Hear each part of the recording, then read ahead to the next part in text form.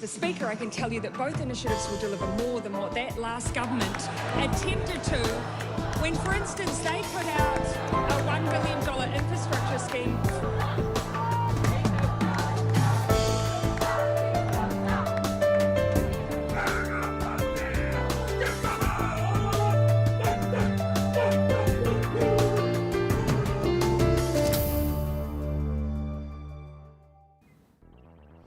Tēnā koutou, I'm Selwyn Manning and welcome to A View from Afar. And today, as always, we are joined by political scientist Paul Buchanan. And today we're going to discuss how it is now over 1 year since the United States voters went to the polls and elected Joe Biden as president. Or perhaps it's fair to say, voted Donald Trump out of the White House. In this episode, we will analyse the big issues that have challenged the Joe Biden administration, and we will examine Joe Biden's wins and losses as a first-term US president. So far, there have been two iconic moments in the Biden presidency. That's getting an infrastructure rebuild plan through the House of Representatives and inching toward perhaps a rapprochement with the People's Republic of China. Now, both of those issues have taken place this week, and Paul and I will look and dig deep into those issues. Joe Biden's biggest challenge, however, may be how to overcome the enduring legacy of Donald Trump. And while evidence suggests Trumpism has now become a vocal force throughout the United States, it has also become a cultural ideology for export. Evidence of that can be seen in liberal democracies around the world in countries such as New Zealand and Australia. But before we deep dive into these issues, remember, if you are joining us live, we can include your comments in this program. And Paul, he's waiting online right now, so let's cross to Paul and get stuck into these issues for this program. Good afternoon, Paul. Good, Selwyn. Good to see you. Yeah, it's good to see you. Ka pai, Paul, ka pai, and tēnā koe to you and your whānau. It's really, really, really cool. Paul, it's been basically, we've been leading up to this episode for a year now, haven't we? So what do you make of these main points? And, if we're looking at that, Joe Biden, it's, going to headline this episode, Biden's time, 1 year since Trump lost the White House. What do you make of all of this, Paul? Yeah, I think you framed the show very well today. And I'll start out by saying that it's unfortunate, but Biden still lives in Trump's shadow. And I'll come back to that later as we speak. But let's talk about wins and losses. I mean, it's been 9 months since the inauguration. We might as well get to it. So I'll start with the losses. Yeah. All right. The losses to me can be divided into macro and micro, as it turns out. The biggest one, of course, is Afghanistan. The debacle in Afghanistan. The macro side of that is the bigger picture side, is that when he came into office, he didn't immediately focus attention on the plan to withdraw that he inherited from his predecessor. It turns out the Central Command, and of course I've criticized the Central Command, that is the military command that was responsible for the withdrawal from Afghanistan, they didn't have a plan, basically. And because of the other priorities, Biden's mistake was that he didn't zero in on them and say, look, you got to come up not only with a plan A, but if things start going south, a plan B and maybe even a plan C. But his attention was diverted elsewhere. And so we get into May and then eventually through September, and we have the micro side of that loss, which is the retreat out of Kabul, which was, if you think about it, it was a logistic feat what they did, but it was shambolic at the same time. I mean, part of what's impressive about that withdrawal, the amount of, sorties that aircraft did and all that sort of thing, was that it was done under chaotic conditions. But that ultimately rests with the commander-in-chief. So I think Afghanistan is the single biggest loss, both big and small, because it showed a lack of understanding of what the situation could develop in, and then all the hurry up towards the end. The biggest victory is the infrastructure bill. That has sort of righted the ship of the Biden state. because he was able to pass it. And again, there's a macro micro thing there. The macro is he got that thing passed. And there was a bit of compromise, wasn't there? And as there always is, yeah. Yeah. And unfortunately, since I lean a little more to the left than President Biden, I'm disappointed for the progressives in the Democratic Party, who once again have had to bite the bullet and listen to the moderates and centrists, or what are known as the corporate Democrats. But it got done. I mean, this is a $1 trillion package, and so now it remains to be seen how it is operationalized or implemented. But if it is done with some degree of speed and urgency, that'll set up the Democrats much better for the midterm elections this time next year. Before we get into that, sorry, Yep. just can we just explain a little bit what the compromise was? My understanding is that's where they split the bill in two, where there was direct-to-people provisions that were taken out of it, and is that correct? And that it's framed and focused into the infrastructure areas totally.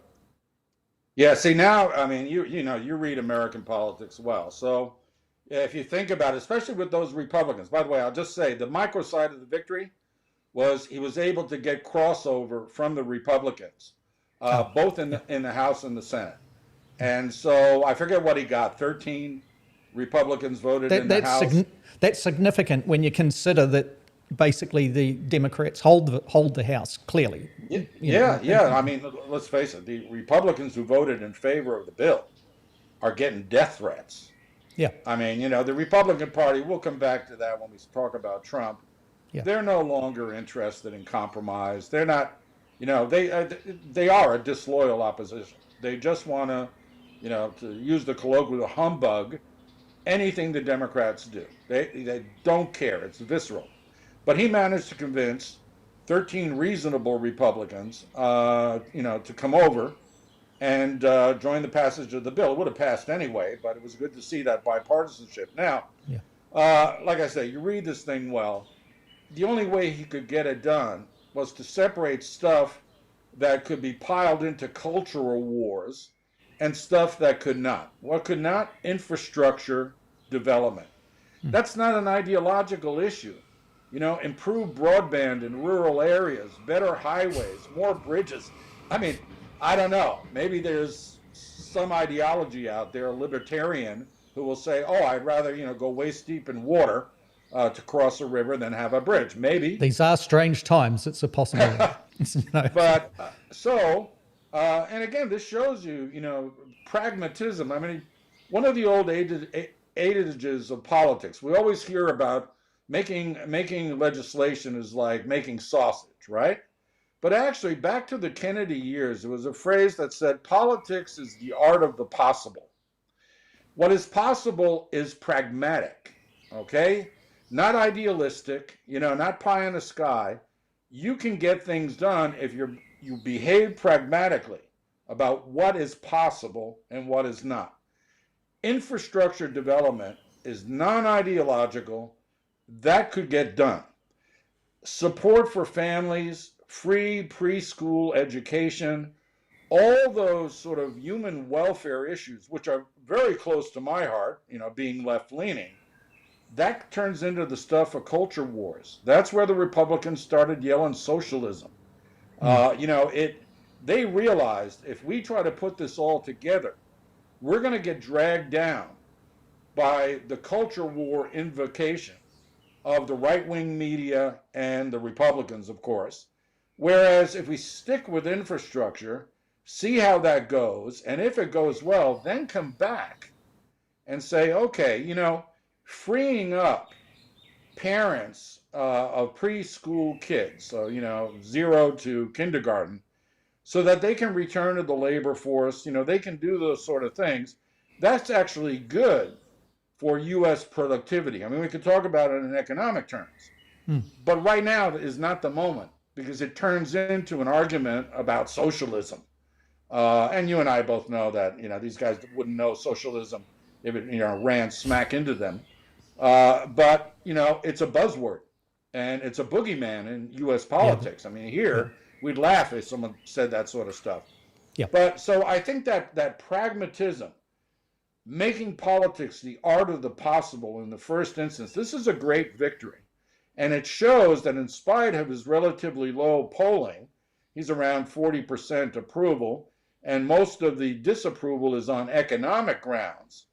He can now work on that disapproval rating on economic grounds by seeing the infrastructure projects begin to bear fruit. So I'd say that those are the two bookends. So with the respect of why this is a big win for Biden, why is that? Is it because, for example, politically, Trump couldn't do this? He campaigned through to the 2016 presidential election on infrastructure. Trump did. He never got it through in this way, did he? So is it that, or is there more to it, Paul? Well, there's many reasons why Trump wasn't able to get it through. One is that he was disinterested in anything other than himself. And so, his version of things was my way or the highway, not to make a pun on highways. And so he wasn't interested in compromise, even within his own party.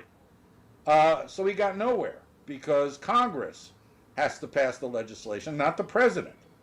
And so, Trump's personality and whatnot made it very difficult for even Republicans to accept some of the things. And the things that he was proposing were either too pie in the sky, so not feasible, or not enough to deal with the fact. All of this boils down to the United States losing its comparative advantage in productivity and innovation. I mean, the United States is slowing down economically on, the sort of sharper edge of the economy. And so infrastructure is absolutely necessary to get them back up to speed. On the other hand, you contrast Trump's personality with Biden's. Biden, the other guy says he was a deal maker and whatnot, but Biden knows how to make sausage. I mean, Biden is, been in Congress for a long time. Yeah. And he has on his side, particularly in the House, Nancy Pelosi is, many people may not like her for many reasons, but she's been around a long time. And the two of them are very close, both politically and personally. So the contrast in personalities actually makes for a contrast in approach to legislation making and policy making in general. And so I think that we may start seeing the benefits of having a seasoned politician who is moderate. They're trying to hate on Joe Biden, and the right really tries to make him out as a senile imbecile. Admittedly, he's 78 years old, but he's not senile and he's not an imbecile. So again, if these projects get up and running, and particularly if they get up and running in purple states, that is, states that are contested between the blue Democrats and the red Republicans, including my old state of Arizona, but also think of places like Florida. I mean, I haven't been to Florida since 2017, but let's just say their road networks were crumbling. Were they? And Florida, and the whole of Florida, or are you talking up in the Panhandle area, or are you talking just everywhere? South Florida, where South Florida. Where the bulk of the population lives. Even the interstate system. So I-95 is the major interstate that links Miami. It goes all the way up to Maine. And that's federal money. And even there it was potholed out, but at a local level. See, a lot of this infrastructure development will go to localities. And that gets interesting because on the federal side, the money will flow into, reviving the interstate highway system and all of that. But it's the localities, and that's the politics of it. Where is the federal government going to free up money first? To blue states? Well, they already have the blue states politically. And remember, to the audience, that's not US aligned. Blue states mean Democratic aligned states. The red in the United States political context is the Republican Party of the GOP, Grand Old Party. Right. And then in the states where power is contested, we call those purple states. I mentioned Arizona not only out of fondness of my heart, but Arizona has traditionally been a Republican state. The demographics are changing. It's not just that it has a lot of Hispanics. Let's remember, after the American Indians, the Mexicans were there first, but it's getting a lot of Californians who are moving into Arizona because the cost of living in California is astronomical. And so Silicon Valley is starting to migrate to Tucson and Phoenix, and some of these, well, Phoenix is a big city, but medium-sized cities that have low tax bases, good educated populations. And so it's changing, and what's happened is their politics are changing. They haven't gone full Democratic, but they're contested. And I think what we're going to see is a political move by which the federal government releases local designated funds.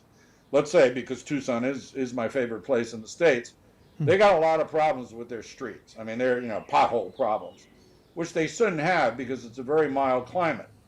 I wouldn't be surprised if they get X amount of millions for pothole repair in the city of Tucson. Improve the quality of life of people, because the city of Tucson has a Democratic mayor, and the representative from that district in southern Arizona is a Democrat. And so I think, okay, it's a purple state. You get in there and you put money to have it continue to lean towards blue and out of red. And so, I think that they'll go for the purple states first in releasing funds. So that gets locked in by the time we get to November 2022. The red states, it's interesting to me. I don't know how to call that. The red states that's MAGA land. I doubt very much that the people of red states, let's say where my old friend lives in Oklahoma, hardcore Republicans, hardcore MAGA, I have a feeling they'll take Biden's money, but they'll keep on hating him. And, they'll vote against them. So if you're if you're an administration official, why give them the money first? I mean, you've pledged to give money to all 50 states. But the political play here is, well, we'll put it into states that are sympathetic to us. That's a reward. We'll put them into purple states to see if we can get them to leaning Democratic before the midterm. And especially if things are looking good in terms of creating employment, new businesses, emerging as a result of having this new infrastructure, then start, allowing the spigot to open up further into the red states, even though it won't accrue the political rewards in November. But it may, down the road in 2024, undermine Republicans' arguments that the Biden presidency did nothing for traditionally Republican constituencies. So the political process by which the infrastructure money is going to be released and localized is going to be fascinating, and it's all about winning in November of 2022. Right now, the control of Congress hangs in the balance. Right now, most prognosticators are saying the Democrats are going to lose. They're going to lose both houses because of dissatisfaction in general. Again, we talked about inflation. The economy is slowly growing, but the operative term is slow. And so the Democrats have to get back and recover the momentum to retain the House, retain the Senate. And the best way to do that is see this infrastructure plan put into practice ASAP. Right. So that's domestically. Those are some of the big things domestically. You mentioned one of the failures was, and contextualised that with respect to Afghanistan.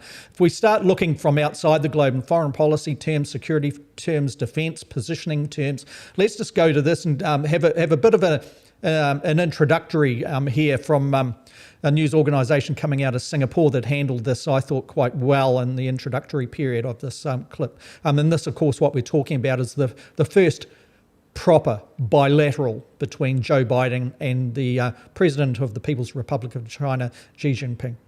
Taiwan, human rights, climate change, and COVID-19. The hot-button issues that have dominated talks between the presidents of the United States and China. Beijing has described the summit as frank, constructive, and fruitful. The leaders traded strong warnings about the future of Taiwan. Xi Jinping telling Joe Biden that encouraging Taiwanese independence would be playing with fire. while Mr. Biden responded by standing firm on Washington's support for the status quo. Spanning a marathon of nearly 4 hours, the highly anticipated talks touched on a range of sensitive issues, but both stressed a responsibility to avoid conflict as the world's two superpowers. Our correspondents. So, Paul, that pretty much summed it up in a nutshell, in the sense, didn't it? You know, from the point of view of this is the first one where each person is basically looking at each other. With the information that has come out of the United States in recent weeks, if not in the last month, one would imagine that the Chinese leadership, and particularly Xi Jinping, would be looking at Biden and thinking it is very good to be sitting across the table from you today, sir. And obviously what I'm talking about there is the pressures that the Chinese were feeling, and perhaps moving to whether or not they had to make a preemptive defensive move in the last weeks of the United States Trump presidency. So how did you rate this bilateral, Paul, and what are the takeout points as far as you're concerned? Where are they tracking? Well, certainly it's a good step forward. I should say that this follows a trend. This is another win for Biden, in that when Biden became president, pretty much all liberal democracies around the world sighed in relief. We've actually seen that in his first international meetings, it was the G20, I believe, earlier this year, people were visibly relieved to shake his hand after the years of uncertainty and craziness that we had seen before. And this goes to this bilateral. Leaders of states, they want to see some degree of stability and certainty, both amongst their allies, but particularly amongst their rivals. You know, you really don't want a crazy person on the other side, because you can't predict his moves.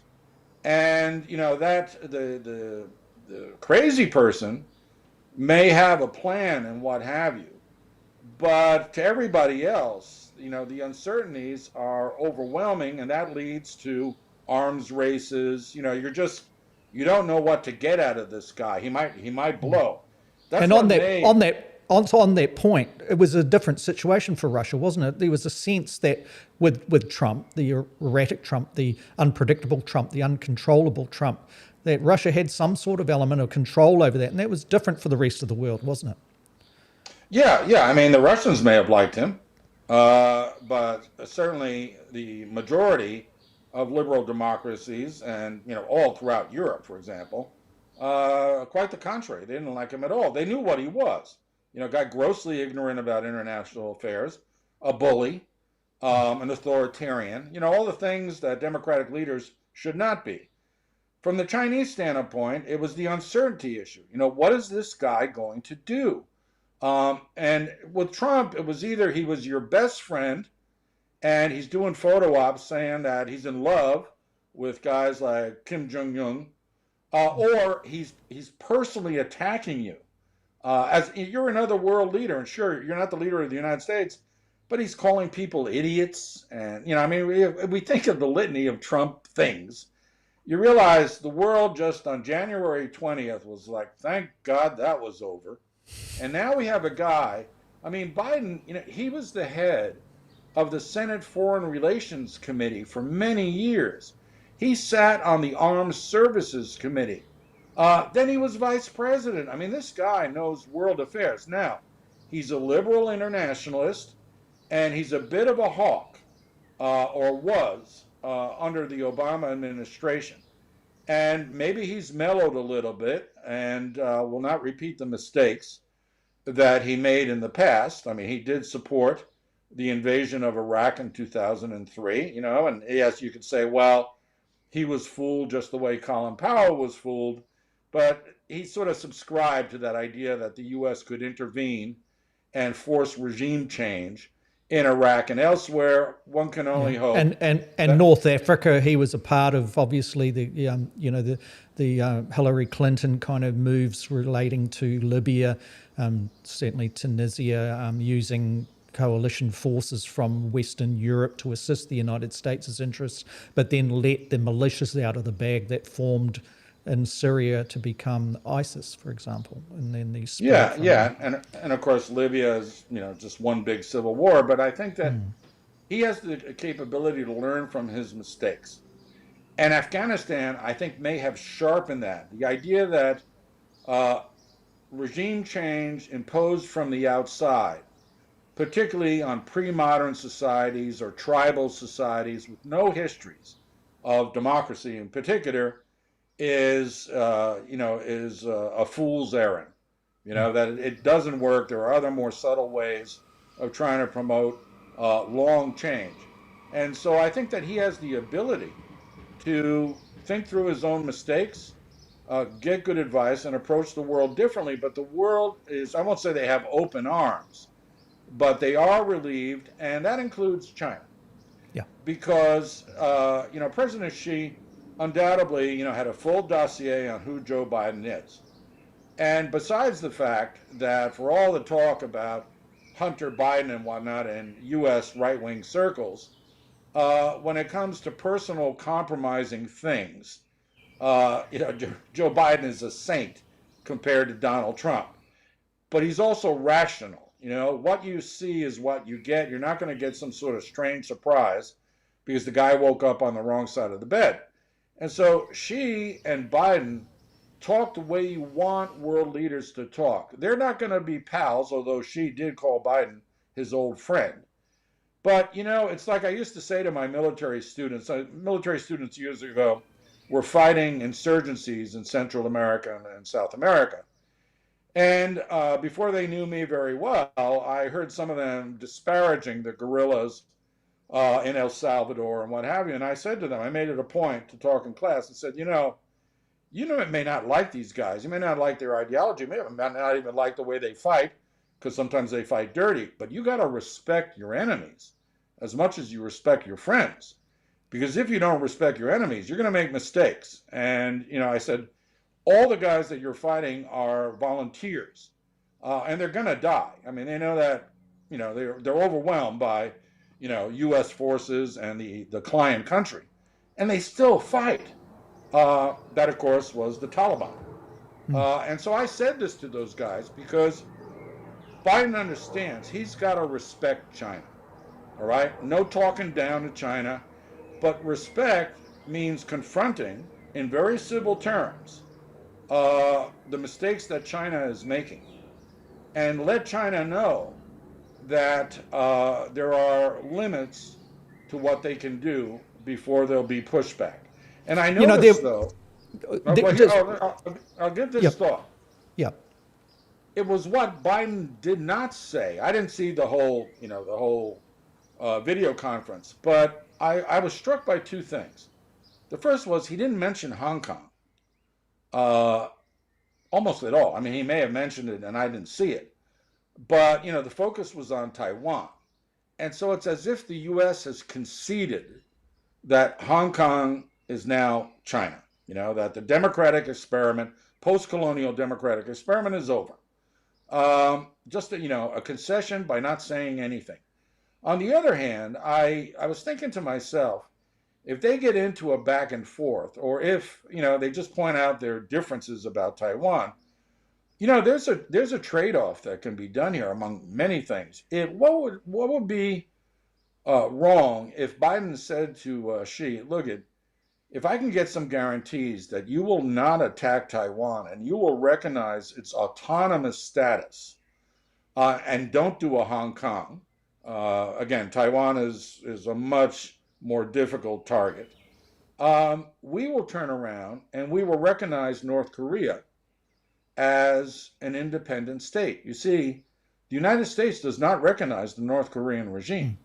They had a ceasefire, but there's no formal armistice that ended the war. The North Korean war, theoretically, is still ongoing. Yeah. And the Chinese have always been concerned that the United States, with its hostility to the North Koreans, is perpetuating a problem that should have been solved a long time ago. And let's be honest, just like many Arabs don't want Israel to exist, Israel is here to stay, okay? It's not going anywhere. North Korea has been around for 50 some odd years. It's not going anywhere, especially because it's supported by China. So why not recognize North Korea for what it is and maybe promote reconciliation across the DMZ in exchange for Chinese recognition that attempting to recover Taiwan by force is definitely beyond the pale.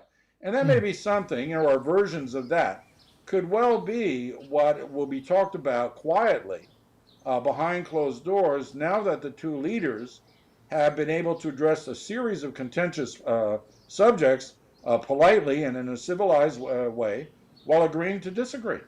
You know, one of the interesting things that seemed to present itself too is, like you and I both know, we've engaged with China's diplomatic corps on various occasions in the past, etc., etc. One of the things that stands out is that its desire to be recognised as a significant power was always there. You get this bilateral occur here with Biden and Xi Jinping. That is something that I think the Biden presidency has underscored, that China is at the top table now. It is an equal power to the United States. They were seemingly head to head on that. Some of the more some of the statements that came out, no, I just should say that there isn't a joint statement that came out by the two powers here. They were individual in the immediate post-bilateral period that came out individually from the two participants here. But what was coming through was some sort of maturity from both sides, recognising that both had a dominion over significant elements of the world's geography. And that kind of positioning relating to, you know, the common ground elements of climate change, of course, and we know that the COP26 has just concluded, but other significant things relating to trade. And you can see there were, in the dialogue in that 3.5 hour discussion, you could see issues relating to trade being discussed in part that paved the way for some sort of rapprochement from the Trump orchestrated trade war against the People's Republic of China, and many would say for good reason.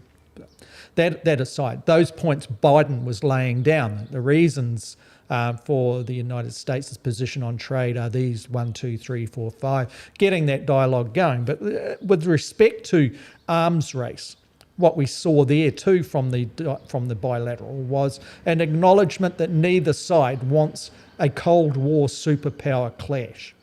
That, you know, that was accentuated by China after the meeting as well. That then was backed up by Biden saying, well, you know, we've got concerns with respect to the People's Republic of China's nuclear arsenals that seem to be growing concerningly to us. So you can see all of this polite kind of thing of putting the cards down was the substance and the fabric of which perhaps future talks and future progress may be made from. So that was a bit of a takeout point relating to some of the big issues, but detailed, iconic moments during that talk. This is something that seemed to be quite different from what we have seen in the last 4 or 5 years through the Trump period. But this doesn't take away, Paul, perhaps some of the concerns that the globe has with respect to Trump's legacy. We know the legacy, like we said in the introduction, we know that Trump's legacy in the United States is absolute in some of the red states, the GOP states, the Republican states. That elements of the purple states suffer from this Trumpism as well. And I'd like to put it to you to define that. But of concern around the world, particularly in liberal democracies, as we see a libertarian bent within our countries, and we certainly can see it in New Zealand, we can see it in Australia in a big way, that it's almost a political ideology which is cultural and can be exported and has been exported. Where do you see this coming out of this period of Joe Biden? Now he's notched up a couple of significant achievements, the domestic and the global, with respect to the bilateral China. How does he tackle that thing, Trumpism? Well, it'll be very hard for him to do so for one simple reason. That is, Biden can improve state-to-state, bilateral and multilateral relations with national leaderships by being pragmatic, by being respectful, by, as I think your insight is very good, by Well, he's due to be recognizing sentenced today places by like China as a peer, or maybe a peer adversary. But I would say to the Chinese, with great power comes great responsibility. Exercise it wisely. Encourage their good side. But this Trumpism is not at the state level. And let me run the parallel with you, especially for people in the States who may not realize the pernicious effect that MAGA has had around the world.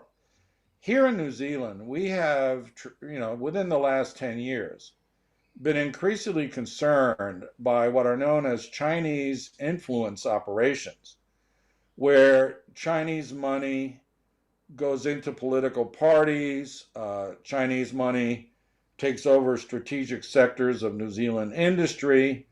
The Chinese language press in New Zealand is completely dominated now by pro-CCP owners. And so, New Zealand being of the West, there's now an open discussion about the limits to Chinese influence on New Zealand society and politics. Well, that's what's happening. This is not occurring. The expansion of Trumpism into New Zealand society is not occurring at the state level. It's occurring at the cultural level. And I would think, you just put up Steve Bannon, I think this is Bannon's doing. Bannon has his fingers into Italy. Bannon and others of the Trump White House are advisors to the Brazilian government of Jair Bolsonaro, who's another crazed populist. And we're starting to see language here in New Zealand that is right out of Bannon's playbook. And the wedge that is being used in New Zealand is anti-vaccination, anti-mask, anti-lockdown mandates. That's the wedge, which is coming in. And the language is, this is an assault on freedom, that people have the right to do whatever, the freedom of choice, etc. And so they downplay the collective responsibilities inherent in liberal democracy, and they exalt individual rights over everybody else. So I have the right to be a jerk and no one can say otherwise.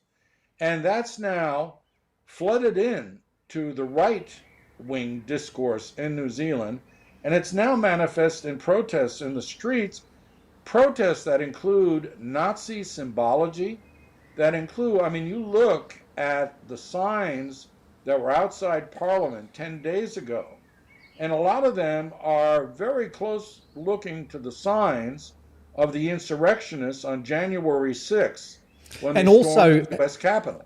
The pace of which this can be exported to countries like New Zealand and Australia is phenomenal.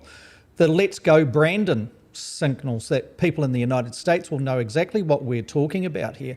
That's here in New Zealand. That's here in Australia. Those signs are being used, for example, to illustrate that the significant element of these protests and rallies that are occurring in New Zealand on the back of an anti-vax movement, of which there's a coalition of many different types, that this is right there. There's money around it, there are people around it, there's an ideology around this, and it's exporting fast. And, the globalization pace is astounding. I think to some New Zealanders that obviously watch this kind of thing, but also to people in the United States that do not realize that this kind of stuff spreads like wildfire around the world. Absolutely. That's just it. We're talking about the antipodes down here, and I'll mention something about Australia in a second. But my adopted country, Argentina, has MAGA influences in it, and again, always on the right. This is a right-wing phenomena, and it's national populism, but it's got an increasingly dark edge to it. In Australia, there has been violence by protesters against the police who are trying to enforce, lockdown mandates. Nobody should be in cafes. The state of Victoria is the epicenter of COVID outbreaks in Australia. It also happens to be the epicenter of the Trumpist movement in Australia. And so we're now seeing violence against the police. We haven't seen that here yet. People have been respectful towards the cops. And, for those who may not know New Zealand has a very good record of nonviolent protest. And to its credit, does not have a long record of violent protest, at least in the modern era. I won't go back to the colonial era and the immediate post-colonial era where a lot of injustices did happen. But, recently, and certainly in the 20 some odd years I've been here, a lot of protests, always peaceful. Cops are not targeted. That's starting to happen in Australia. And here we're starting to see things, again, Nazi symbology. But for example, for those who may not know, an American guy who it turns out is the new Counterspin, that's Steve Bannon's alternative media outlet, the new Counterspin correspondent for New Zealand, this American, he got very close to our prime minister, very close. We don't have Secret Service the way the States has. We don't keep people away from our politicians. I've had parties on my back deck that have had the Speaker of the Parliament sitting out there drinking his wine. We're a pretty mellow place. Yeah. This guy got within 2 arm lengths of our prime minister and started haranguing her as if he was Alex Jones. It was scary. It was that he got that close. His point may have been one, his motivations may have been one that were motivated by disruption, the intention to skew the press conference of which the Prime Minister was speaking live at. But all it took in the New Zealand context, security-wise, was for him to stand there with a video camera, an accreditation to do some dodgy outlet that you've detailed there, which is connected to Bannon. And he was there. He was there within the tight security perimeter of the leader of the country, the Prime Minister of New Zealand. What it did, I think, is it exposed some frail security protocols that were in play at a time where we know that the Prime Minister of New Zealand is under close scrutiny and, let's say, as in all countries, attract a certain degree of anger and threat. Let's put it that way. This did is anybody outside of that, looking at that may have had an intention that was different to this particular guy, could see, that's the MO if we want to get close, and we don't want that on New Zealand soils. This is some of the areas, I think, of concern with respect to having seen January 6th in the United States, to see how security forces that are obviously very sophisticated in the United States can be overwhelmed and infiltrated, perhaps, and though the case is out on that yet. But Paul, this is what we're talking about in real terms. This isn't just some sort of banner-waving thing, let's go Brandon, et cetera, et cetera. This is serious invasions into areas of New Zealand political, social interactions. And that is of major concern to anyone, I think, that watches such things. I would just add, too, that those are perhaps the libertarian-type parties that occupy political space in countries like Australia and New Zealand. And in the New Zealand context, I think the ACT party has got one of an economic reform wing to it. The other side of the party is libertarianism. And I think those parties, like ACT, are very, very vulnerable to being taken over by these types of elements that have been exported by the way of Bannon's type of thinking and Trumpism in general. Absolutely. But here's why. Well, here's how I see where this could go seriously south. We know, both of us have some long involvement with politics, that female politicians get singled out by misogynists. Most often middle-aged white males who, I guess, especially young female leaders like Jacinda Ardern, touch on all these male insecurities. I'm not a shrink, but the venom directed at female politicians is gender specific in many instances. Yep. And Jacinda Ardern has received a lot of it, not just in New Zealand, but from media outlets in Australia and the UK. Yes, yes, Sky News in Australia. It is a considered systemic attack on what it believes is the actionable or discreditable elements of her political persona. But it goes beyond that, doesn't it? It goes to the personal in a degree that these countries perhaps have never targeted those they consider their own. And Sky News, I think, is really pushing the limits on such things. On Yeah, in this yeah. case. Well, here's the thing: is that so we have, we have the tradition of being misogynist towards female leaders. But usually that was, done in hushed tones. So when Helen Clark was a leader, she's a formidable person. People talk behind her back. They would never dare talk to her face and call her the B word. No. I mean, there'd be a smackdown of epic proportions. But now they are talking to the faces of politicians. I mean, the vulgarity, the menacing tone. And that's where it gets interesting. And by the way, the other female who's copying it is our foreign minister, because she is not only female, but she's indigenous. She's Maori. She wears a facial tattoo. That sets these guys off. I mean, it doesn't matter what she does in her portfolio as foreign minister or the minister, I think it's of local development. Yeah. They just can't see past the person. And here's where I'm going with this. Trump brought vulgarity into political discourse in a way we've never seen. Singling out his enemies by calling them traitors, saying the press is the enemy of the people, using obscene language to describe, again, female politicians of the Democrat persuasion. Yeah. That's come down people here. Like Elizabeth Warren in the United States. That's like what you're talking about there. He's normalized the name calling and things. Right. He's normalized the vulgarization of political discourse, and the signs, again, that I referred to outside of Parliament included things like "hang her," traitor. I mean, I'm like, to Pelosi, to Nancy Pelosi. Or you're talking about the Jacinda Ardern issue, right? Yes, yeah. We didn't have the full noose, but no, there were signs that were calling for violence against the prime minister, her government, and any others, liberals and whatnot. We don't use the term liberal here, so it was more focused on labor and the Greens and that sort of thing. But that language is not ours. I mean, that's the thing. This is important. If it was all written in Chinese, people would be losing their minds. I mean, it would be like, oh no, the Chinese invasion is here. Well, I said, if you're worried about the Chinese, what about these Americans?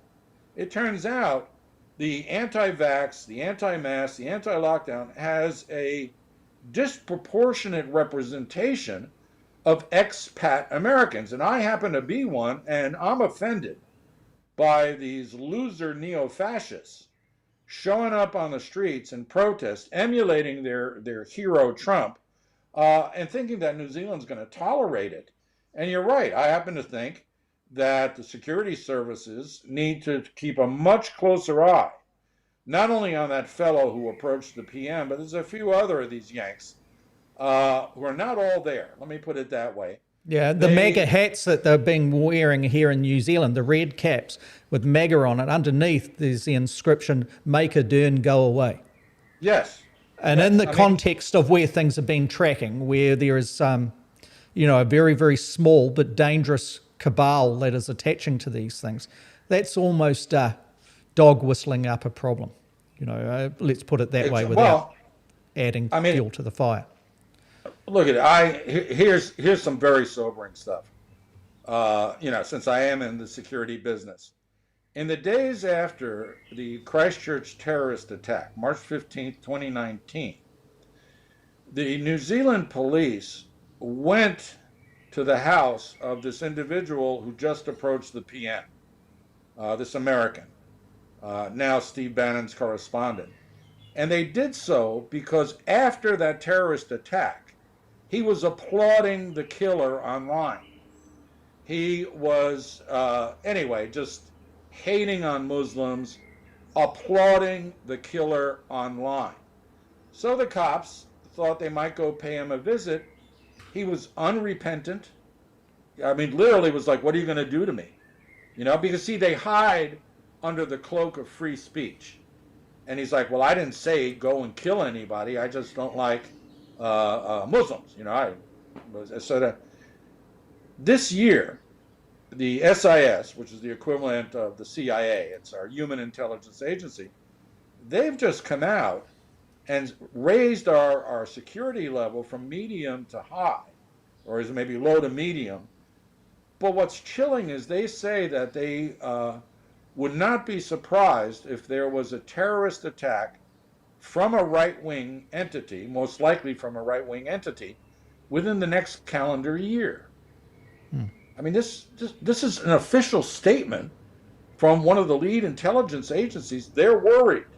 I mean, they don't put that stuff out unless they got serious concerns that something's going to blow, and they added to that the more likely vector, to use a pun, would be anti-COVID protests, sentiment, and the like, egged on by foreign influences. Well, they're pretty much reading what we've just talked about. They've just laid it out. So with that in mind, and bear in mind we're analysing the first, 12, not the first year since Biden has taken over the presidency, but 12 months, just over 12 months since Trump was voted out.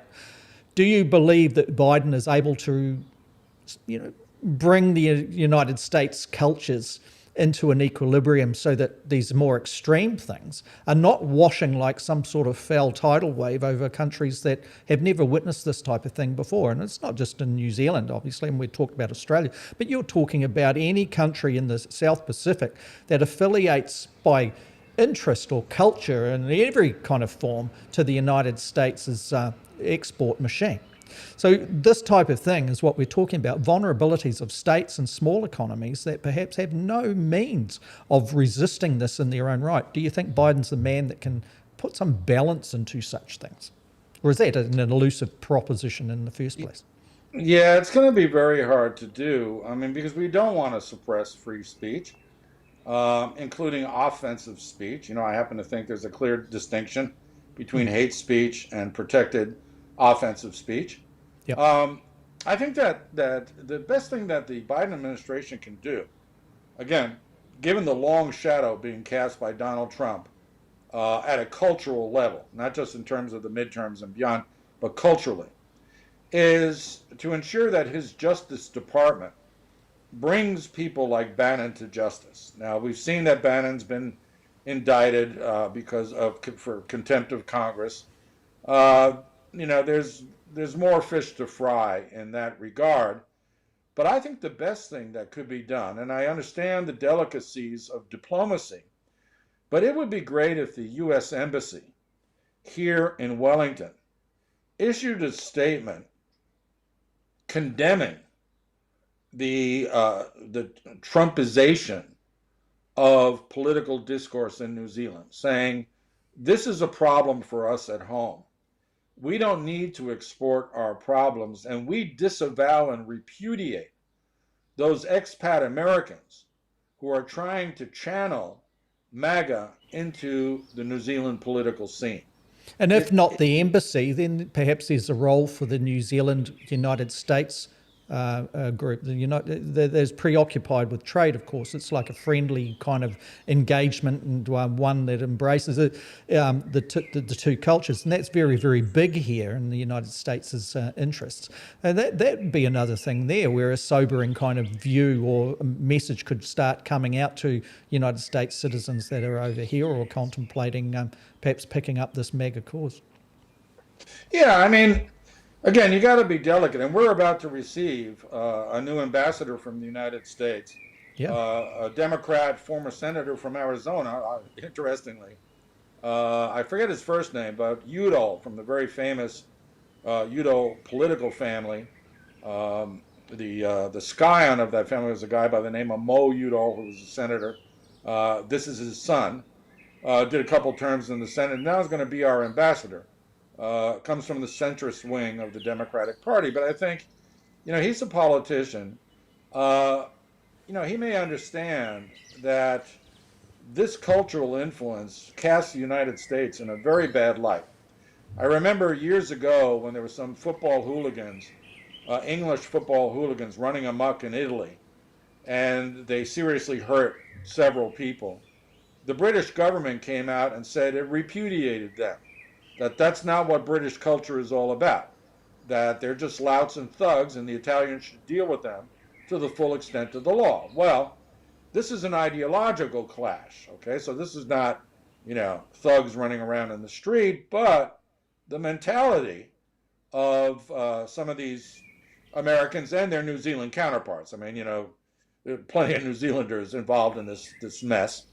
They need to be held accountable for stoking the potential for violence in a place where we really don't have that history. Again, the treatment of Maori in the colonial and post-colonial, immediate post-colonial era is a separate chapter that needs to be addressed on its own. But in terms of the current era, the hard fact is that, we don't need these insidious influences coming in and disrupting things. I mean, I see it where I live. I just found out this morning that in the general Auckland area, where I live out here in the bush, has some of the lowest vaccination rates in the entire Auckland region.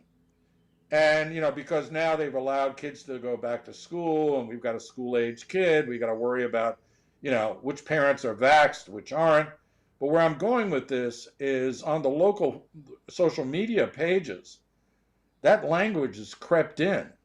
I mean, I feel bad for these nice ladies who run the local social media pages because they're having to, basically delete, censor, because the language from the anti-vaxxers is Americanized.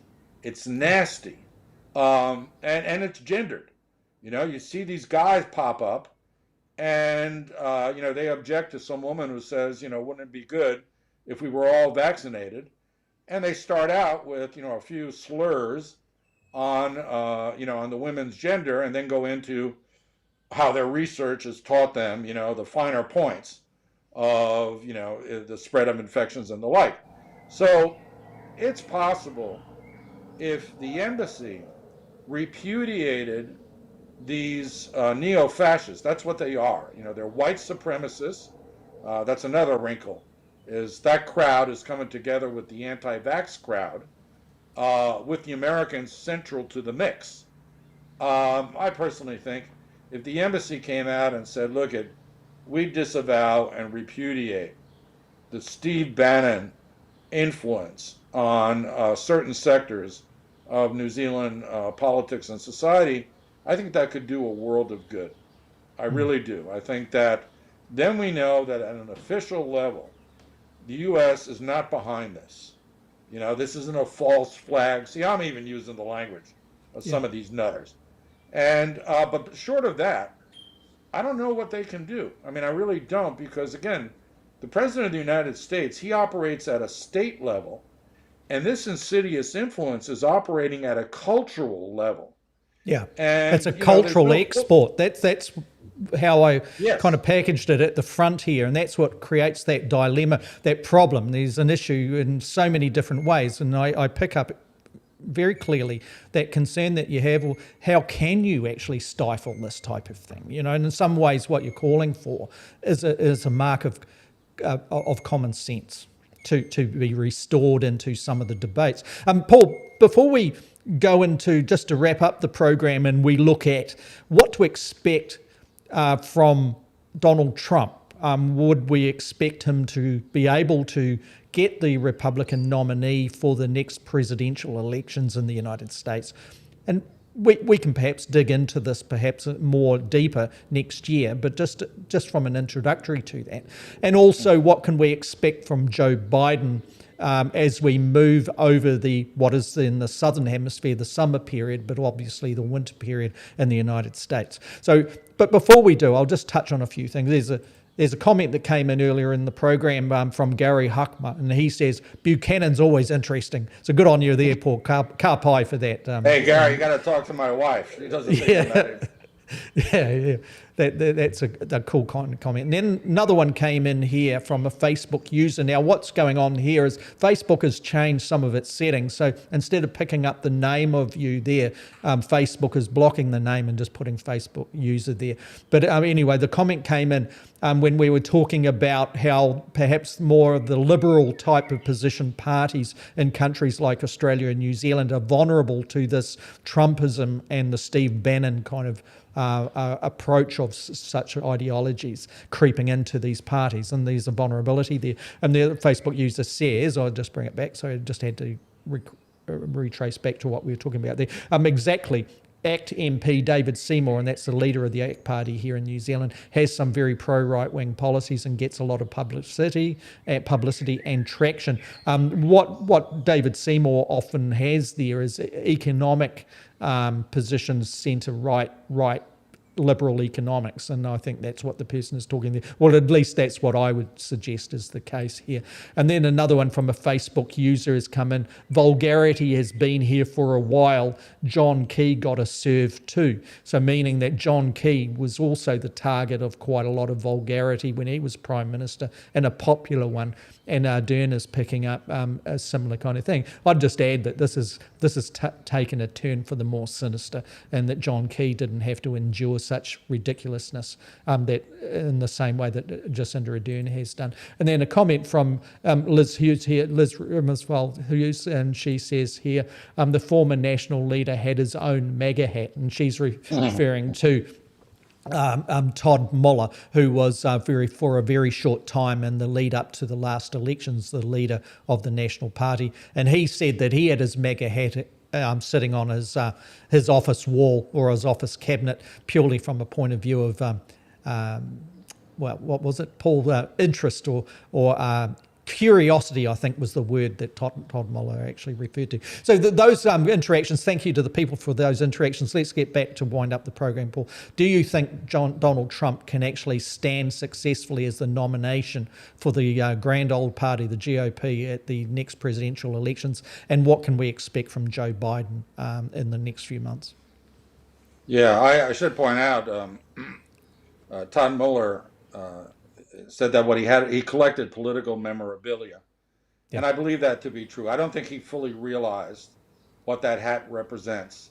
That hat basically represents, you might as well put on a Klansman's, conical hat. But he may not have fully realized that. He was just collecting artifacts. So I'll give him the benefit of the doubt. And the other thing I'll say about local politics is I am incredibly frustrated by the mainstream media in New Zealand parroting some of the talking points of the anti-vaxxers and that sort. We had the question about David Seymour. He is more economic in orient. He wants businesses to flourish. Who cares if a lot of people die? We got to get the economy going. He doesn't address the fact that the New Zealand economy is actually doing quite well, all things considered. But he's now starting to drift into that freedom culture language. It's not just about economics anymore. He's starting to play with that individual freedom, mantra, and that's dangerous territory. Because he is the second most popular politician in New Zealand.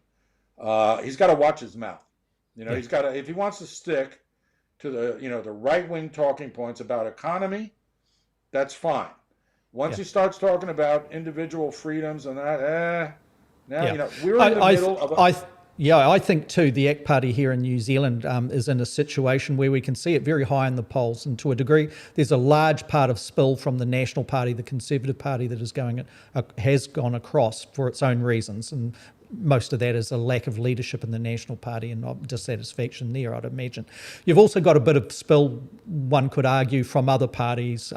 Significantly amongst those would be a very small percentage that perhaps has drifted across to ACT from the Labour Party, for example, on reformist perhaps positions, but not in great numbers. But if you start seeing ACT's percentage in the popular polls showing that it is above that kind of spill, then you start to worry, I think, that there has been a move where some of these more extreme liberal ideologies are attaching to the party, if its membership starts to actually reflect that kind of swelling of its popular position in the polls, then we've got a problem, or should I say David Seymour, the leader, has got a major problem on his hands. If he's looking for candidates on those kind of expectations of percentages for the next general election in New Zealand, it could very well be that amongst those candidates are Manchurian candidates that have a different, perhaps, idea of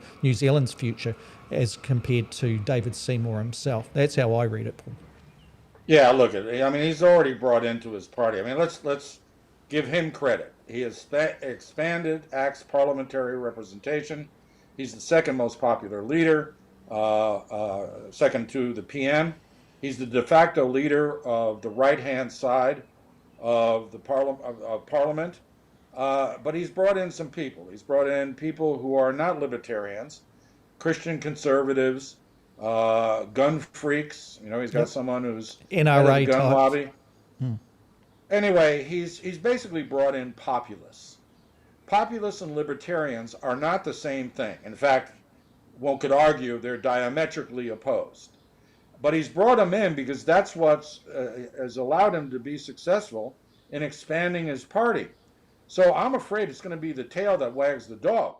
You know, I can take a libertarian party, but we've seen what populists do. I mean, you know, some of this mess that we're looking at coming at us. I mean, that's just it. In New Zealand, we need to be aware. Look at the United States. Look at Brazil. Look at certain places in Europe where these populists have come to power. Yeah, I'd just argue on that point, though, that the extreme views of libertarianism that we're getting through on New Zealand is where the oxygen is with respect to the movement or the rallies that are taking place under these the anti-vax kind of areas. So where there's state control on such things, there's lockdowns, etc., it had created obviously a vacuum where those extreme views attach. And I think the ACT Party, with its traditions of libertarianism, is vulnerable to being infiltrated by that particular group. So that's what I was talking about in specific. Okay, yeah. No, I just think, you know, he's, I'd rather see them pure. Even so, even if they didn't have this populist tail, you know, they'd still have to compromise. I mean, you know, anyone who thinks Ayn Rand can be put into practice in modern day politics is smoking something other than tobacco. But let me go back to Trump, because it's really quite clear to me how this is going to play. If the Democrats keep control of Congress, then he may run, but he will lose. But what it does is, if the Republicans lose again in 2022, then the knives may be unsheathed to kill him off, because he's a cancer. He's a cancer on the Republican Party. Now, I have no doubt that the Republican Party today is not interested in democracy. It's into preserving its power as the defender of white, male, Anglo-Saxon, Christian, you know, that whole ball of wax. They've decided to give up on democracy. They want to cling to the 1950s, for lack of a better phrase. It's literally like, well, you know, I used to be a lifeguard, and we'd say, oh, it's the last grasp of a drowning man. That's the firmest grasp, but he's going under. And I think the Republicans represent a demographic that are going under, both ideologically, but again, physically. Okay. Now, if the Democrats lose and the Republicans win Congress, Trump will be the next president of the United States. He will win 2024. Remember the gerrymandering, all the sort of things that can be done, and which are actually being done, the suppression of voter rights led by Republican governors. Again, the redrafting of congressional districts to split up Democratic districts and consolidate Republican ones in places like Arizona. I mean, these guys are playing dirty. And there's the problematic elements of recourse to the Supreme Court, for example, of which Trump took the opportunity, as is his right, to actually have that stacked in perhaps very extreme conservative terms. Oh, for me, the nightmare I mean, the nightmare scenario is exactly what I just said. Republicans win in 2022, and that sets it up for, no one's going to challenge Trump at that point. And he'll come back. And let's face it, Trump is motivated by vengeance. I mean, he's not coming back to be conciliatory and to compromise. If we thought he was authoritarian the first time around, I hate to think what's coming our way. And that's the message coming out of some of his former, workers inside the administration in significant positions. Books were written exactly on that point, haven't they? Yeah, look at it this way. I watched Steve Bannon walk out of that courthouse and address the media. And it's the language we've been talking about. He referred to the sitting president, the vice president, the Speaker of the House in highly personal and I would say vile terms. He said he's going to take them down. It was absolutely seditious, the things he was saying to the world media. I think, this is what's motivating these people. It's a sense of impunity. I can get away with anything. I answer to nobody. And then the idea is I'm sending out a warning that if I ever get back into a position of power, we'll stop at nothing to settle all the scores resulting from Trump's defeat last year. So a lot's going to ride on the November 2022 midterms. Remember, a third of the Senate is up. The entire House is up for election. And then I think it's a third of the governorships. I'm hoping that the Florida governorship is up because that guy Ron DeSantis is a Trump mini-me, and he's bad news. Has presidential ambitions. So the key here, and the Democrats surely must know this, is to wake up and realize it's going to be all or nothing in November 2022, because if the Republicans win, Trump will win in 2024. There's no doubt in my mind. Those swinging states, those swinging voters, perhaps, in the United States, will they be looking for Biden in the next few months as we lead into 2022 and as 2022 actually materialises before us? Would they be expecting Joe Biden to indicate that he is going to run for president, or to provide, a solid base for a succession plan to be in play, that there is a seamless transition to another Democrat leader that is perhaps yet to be revealed? Do you see that is going to be a part that Biden has to do as the November 2022 elections materialise for us, Bill?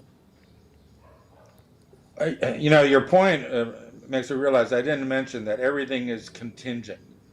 So the presidential election 2024 is contingent on the outcome of the midterms in 2022. But here's the thing, Selwyn. Biden has already said that he expects to run for re-election. And I don't think he should say anything at this point about leaving the scene, because the right-wing media, we haven't talked about the disloyal opposition in the United States. The drumbeat that, again, he's, senile and all of that. The less he says about his future prospects until the midterm. If Democrats win the midterm, then he can say, I'm going to step down, and Vice President Harris will run for the presidency. Or he could say, I got to stay on because, we've got to try to do as much as possible with a hostile Congress. I happen to think if the Democrats lose in 2022, Biden should announce that he's stepping down and get the Democrats revitalized, if not under Harris, a much younger person. At some point, a female will win the presidency, but just decide, okay, I came in, I thought I could turn the tide. I couldn't. We lost the midterms. I'm gone. Time to retire. That's their only hope. And even then, if they lose the midterms and they come up against Trump, I'm afraid to say it, but I think they're going to lose to him, no matter who they put up. I mean, they'll demonize Harris in so many ways, including gender ways. that it'll be difficult for her to, keep get anywhere close to the amount of votes that Joe Biden got in 2020. But again, if he wins, if the Democrats win, then he might say, I'm going to go for another term. It really depends on his health. Talking about contingencies, if he suffers any marked deterioration in his mental faculties, as the right-wing media are claiming that he currently is currently happening to him, then he could be in trouble for a second term.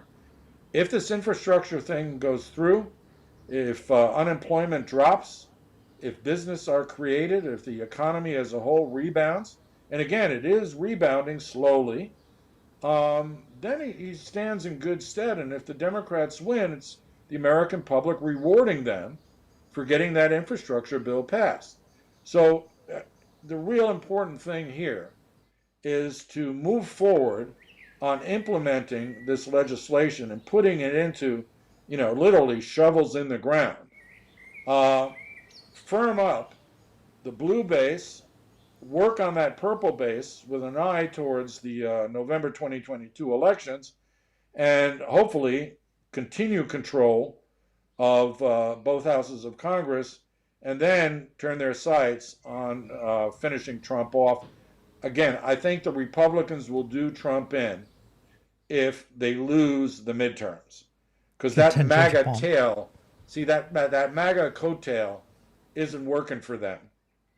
And so I think actually it's more a question of the Republicans looking at themselves and saying, where do we want to be? I mean, do we want to be, even though we're his party, do we want to be under Donald Trump's thumb for another 4 years? I mean, just our own person. Maybe their opportunity to clean house.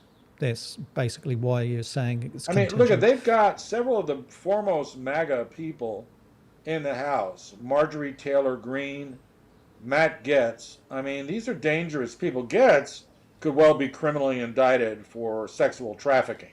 I mean, he's in serious criminal trouble because of his penchant for teenagers.